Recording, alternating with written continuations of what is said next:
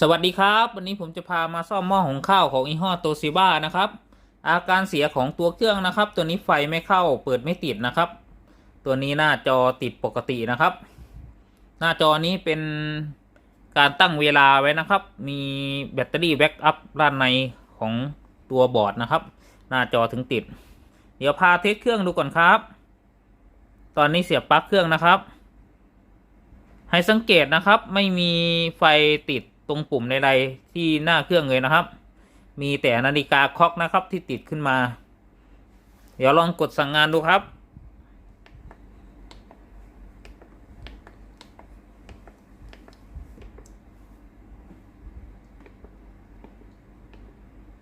ไม่สามารถสั่งงานใดๆที่ตัวเครื่องได้นะครับ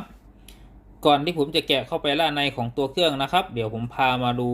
ในส่วนของหม้อในก่อนนะครับว่าสาเหตุที่จะทำให้ไฟไม่เข้าหรือในส่วนของตัวโทโมฟิลขาดนะครับมีสาเหตุเกิดจากอะไรบ้างเดี๋ยวมาดูด้านในหม้อเลยครับโดยปกตินะครับหม้อในของหม้อหุงข้าวนะครับตรงนี้จะต้องให้ตัวแรกนะครับเวลาเราจับหมุนนะครับจะต้องหมุนได้ถ้าหม้อใน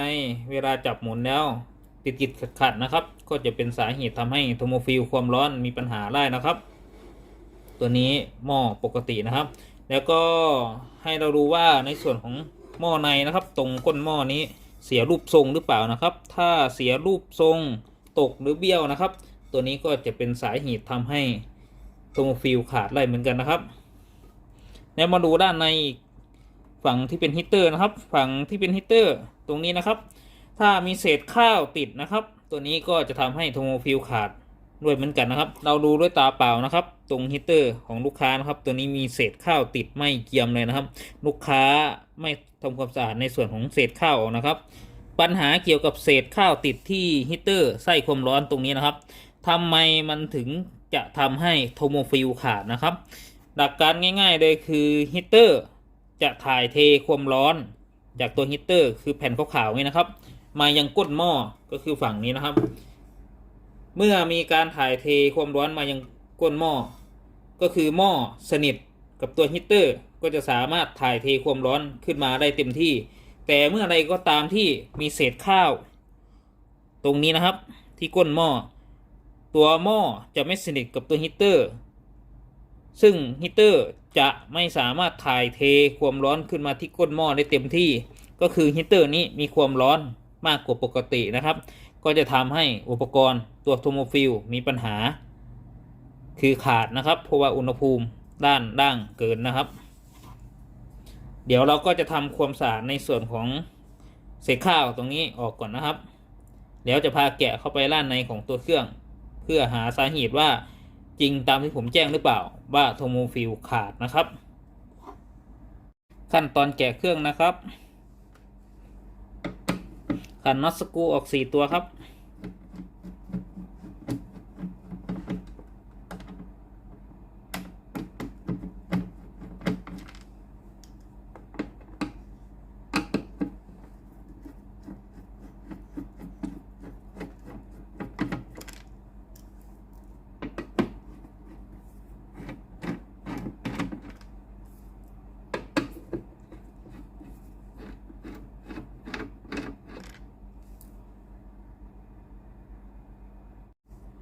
จากนั้นถอดโครงร่างออกครับ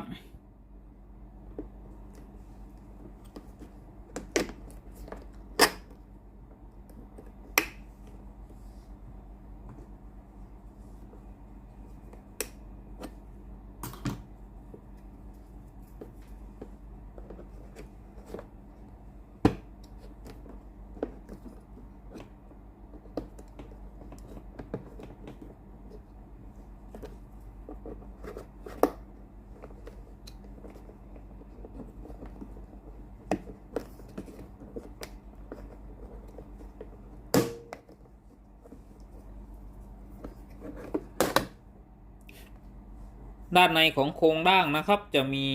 ตัวคลิปล็อกนะครับเป็นคลิปล็อกพลาสติกนะครับตำแหน่งที่1 2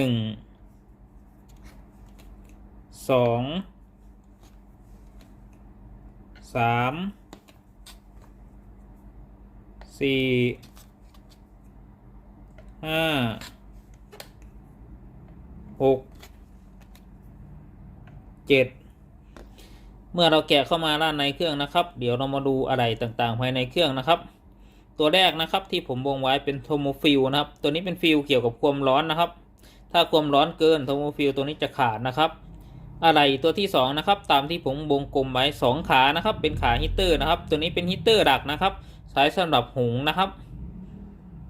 ตัวที่3นะครับเป็นเซนเซอร์ NTC นะครับหรือโทโมสตัตนะครับที่ติดอยู่ใต้สะดือหม้อนะครับที่เราเรียกกันตัวนี้เป็นเซนเซอร์ควบคุมอุณหภูมิความร้อนนะครับเพื่อป้อนไปยัง CPU นะครับตัวนี้ตรวจจับความร้อนนะครับส่วนตัวที่4นะครับที่อยู่ด้านในของตัวหม้อนะครับตรงนี้ที่เป็นกระดาษฟอยล์หุ้มไว้นะครับเป็นฮีตเตอร์อุ่นนะครับตัวนี้ส่วนที่ผมวงไว้นะครับตัวนี้คือบอร์ดพาวเวอร์นะครับบอร์ดพาวเวอร์ตัวนี้จะขายพร้อมแผงดิสเพย์ด้านหน้านะครับไม่มีแยกขายนะครับมาดูวงจรไฟแบบคร่าวๆนะครับของหม้อหุงข้าวโตชิบะรุ่นนี้นะครับสาย2เส้นนี้นะครับสายสีเหลืองและสีขาวนะครับตัวนี้เป็นไฟที่ต่อมาจากไฟบ้านนะครับก็คือไฟ220โวลต์ VAC นะครับเดี๋ยวดูสายสีขาวก่อนนะครับไฟสายสีขาวนะครับจะต่อไปยังแผงบอร์ดพาวเวอร์ด้านหน้านะครับตำแหน่งสายสีขาวนะครับที่ต่อมายังบอร์ด power supply นะครับตามที่ผมวงกลมไว้ส่วนหนึ่งจะต่อไปยังรายวงจรด้านล่างนะครับและจำอยู่กับสายสีขาวนะครับตัวนี้จำถึงกันนะครับ2สายนี้และต่อมายังขาฮีตเตอร์ด้านบนนะครับตามตำแหน่งที่ผมวงกลมไว้นะครับตัวนี้ฮีตเตอร์จะยังไม่ร้อนนะครับรอการทำงานเรามาดูระบบไฟวงจรสายสีเหลืองนะครับสายไฟสีเหลืองจะต่อมายังโทโมฟิลนะครับตำแหน่งที่ผมวงกลมไว้ฟิลตัวนี้จะต่ออนุกรมกันนะครับผ่านโทโมฟิลออกมาทางสายสีเทานะครับตำแหน่งสายสีเทานะครับที่ต่อมายังแผง power supply ซึ่งจะต่อเข้ากับขาดีเลย์นะครับดีเลย์ตัวสีดำที่ผมวงกลมไว้นะครับส่วนหนึ่งจะต่อเข้าลายปิ้นด้านล่างนะครับเมื่อบอร์ด power supply ได้รับไฟ220โวลต์ VAC ครบวงจรแล้วนะครับผ่านทางสายสีเทาและสายสีขาวตามที่ผมวงกลมไว้วงจรด้านในบอร์ด power supply ก็จะทำงานและจ่ายไฟสุดเล็กนะครับไปเลี้ยงบอร์ดคอนโทรลด้านหน้าเมื่อ IC CPU ด้านหน้าแผงคอนโทรลได้รับไฟก็จะครบวงจรรอการสั่งงานของผู้ใช้งานเครื่องเมื่อเรากดสั่งงานที่ตัวเครื่องอย่างเช่นเรากดฟังก์ชันหุงข้าวนะครับ CPU ก็จะสั่งคอนโทรลในส่วนของดีเลย์นะครับดีเลย์ตำแหน่งที่ผมวงกลมไว้ก็คือสีดำนะครับต่อไฟจากสายสีเทาต่อมายังสายสีแดงสายสีแดงตำแหน่งนี้นะครับที่ผมวงกลมไว้ต่อขึ้นมายังขาฮีตเตอร์นะครับขาด้านบนนะครับที่ผมวงกลมไว้เมื่อฮีตเตอร์นะครับได้รับไฟ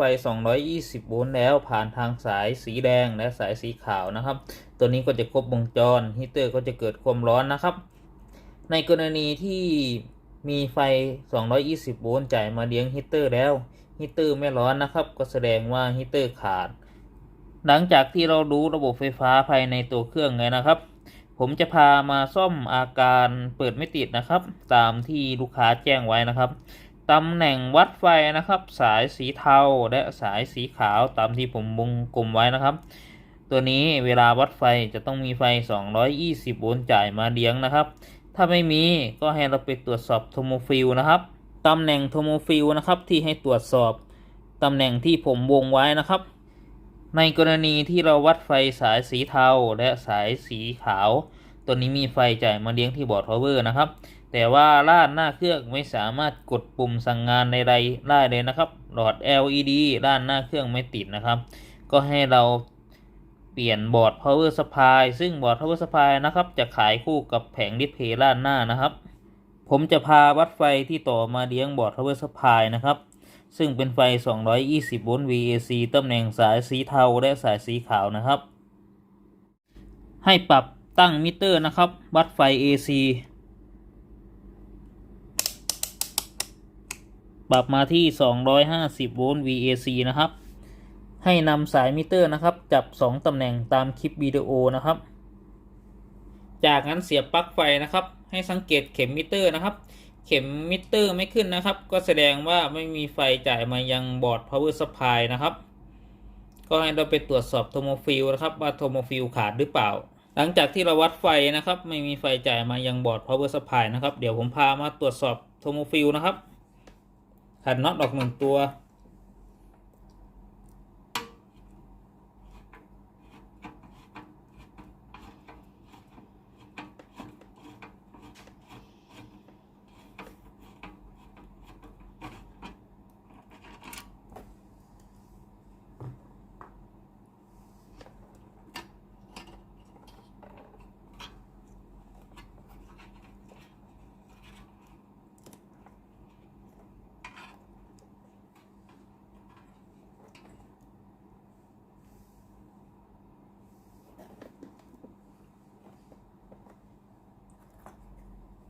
ถอดสายฟิวออกจากวงจรนะครับ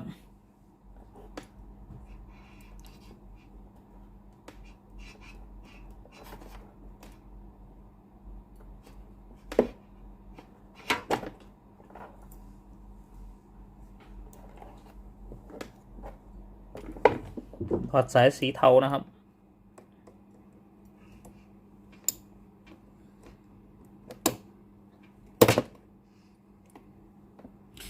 เรามาดูฟิวที่เราถอดออกจากวงจรนะครับ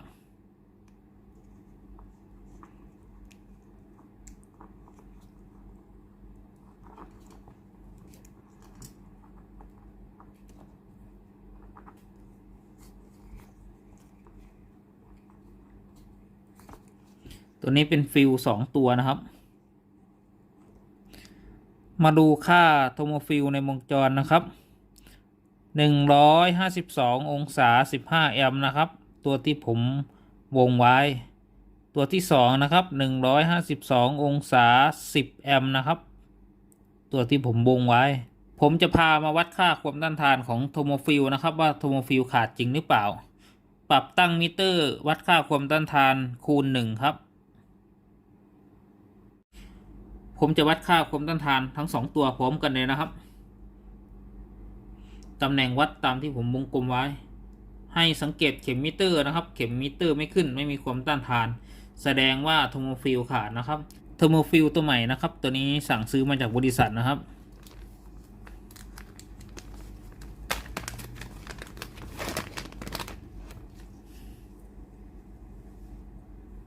ผมจะพามาวัดค่าความต้านทานดูนะครับว่า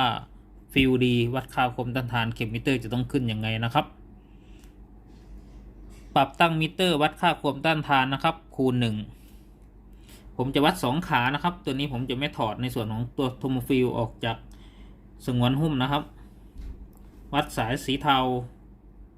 และสายสีเหลืองนะครับให้สังเกตเข็มมิเตอร์นะครับตัวนี้เข็มมิเตอร์ขึ้นมีความต้านทานก็แสดงว่าโทโมฟิลที่ผมซื้อมาใหม่ปกตินะครับไม่ขาดขั้นตอนเปลี่ยนโทโมฟิลตัวใหม่เข้าไปในวงจรนะครับ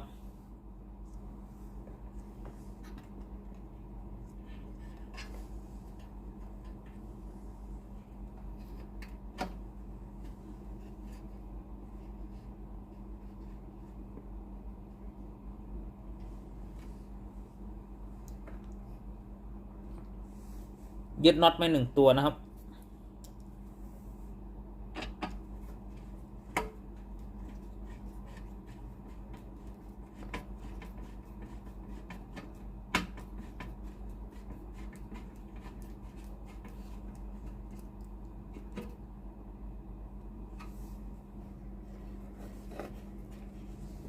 เสียบสายไฟเข้าไปในวงจรครับ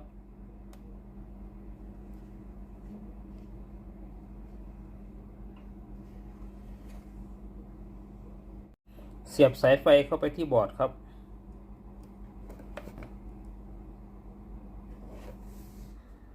หลังจากที่ผมเปลี่ยนโทโมฟิลเข้าไปในวงจรเสร็จเรียบร้อยแล้วนะครับเดี๋ยวเปิดเครื่องดูก่อนนะครับว่าเครื่องเปิดติดหรือเปล่าถึงประกอบในส่วนของตัวเครื่องนะครับเสียบปลั๊กครับให้สังเกตหน้าจอนะครับตัวนี้มีไฟ LED ติดขึ้นมาเนี่ยนะครับ เดี๋ยวลองกดสั่งงานดูนะครับ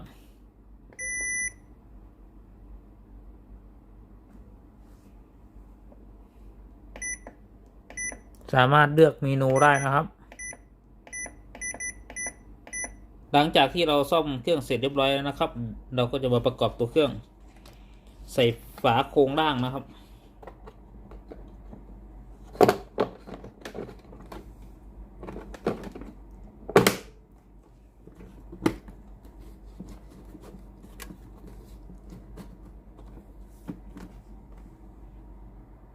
ขันน็อตสกรูอีก4ตัวครับ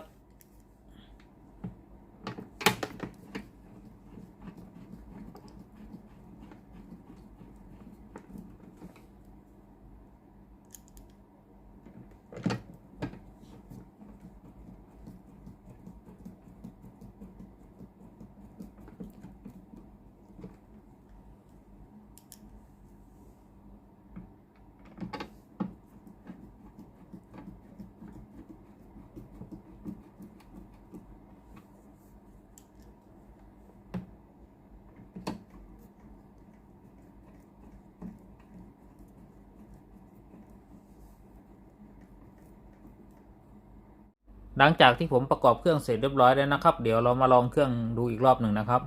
ว่าไฟ LED ด้านหน้าจะติดหรือเปล่าและสามารถสั่งงานที่ตัวเครื่องได้หรือเปล่านะครับและด้านในหม้อน้ำจะร้อนหรือเปล่านะครับเสียบปลั๊กเครื่องกดยกเลิกก่อนนะครับ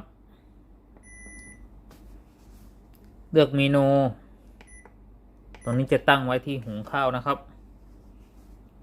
หลังจากที่เสียบปลั๊กไว้สักพักหนึ่งแล้วนะครับเดี๋ยวเรามาดูว่าหม้อด้านในมีความร้อนหรือเปล่านะครับ